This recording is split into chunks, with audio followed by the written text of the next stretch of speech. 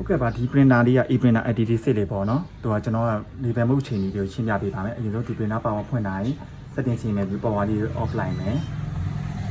ပြီးတော့စတီးသွားခလုတ်လေးနဲ့ power ဖိထားမယ်ပြီးတော့ power button လေးကိုဖိလိုက်မယ်အတန်မီလာပြီးလွှတ်လိုက်မယ် power button လေးကိုပြီးခဏနေစတီးသွားလေးကိုလွှတ်လိုက်မယ် set mode ထဲဝင်သွားရပေါ့နော်ဒီစတီးသွားခလုတ်လေးနှိပ်မယ်font size ကိုနေမယ် darkness ကိုမနေဘူး sensor set ကိုနဲ့စတီးသွားခလုတ်ပဲနေသွားမယ်80 ml paper မို့ label paper လို့ရောက်ရင်ဒါ label ဖြစ်နေပြီပေါ့နော် normal ထားမယ် matte paper ထားမယ် label မှာပဲပြန်ထားမယ်ပေါ့နော်ဒါ label ဆိုမှန်နေပြီရောစတီးသွားခလုတ်တွေနေမယ်80သွားမယ်58 ml paper မှာ label မှာဆိုရင်အဲ့တော့ label ဖြစ်နေတယ်ပေါ့နော်ပြီးတော့ label မှာပဲပြန်ထားလိုက်မယ်ပြီးတော့80သွားမယ်comment set မှာဆိုရင် ESCPS ဆို receive ပေါ့နော် label တော့ကျွန်တော်တို့က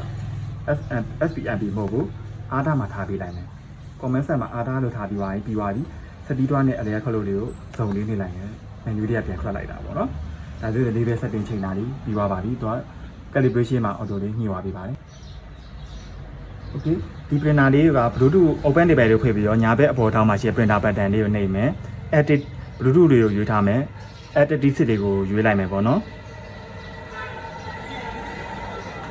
ပြီးတော့ဘေး status ကို10 minute လေးကိုပေါ့နော် status ကို10 minute လေးနဲ့အမှားလေးကိုနှိပ်လိုက်မယ် model ကိုဝင်မယ်ပြီးတော့ model test ထဲမှာဒီ printer လေးက CPCL နဲ့သွားရမှာပေါ့နော် CPCL test ကိုနှိပ်လိုက်မယ်printer လေးကိုတစ်ချောင်းထွက်သွားတယ်ပေါ့နော် one page ကိုပဲရွေးလိုက်မယ် okay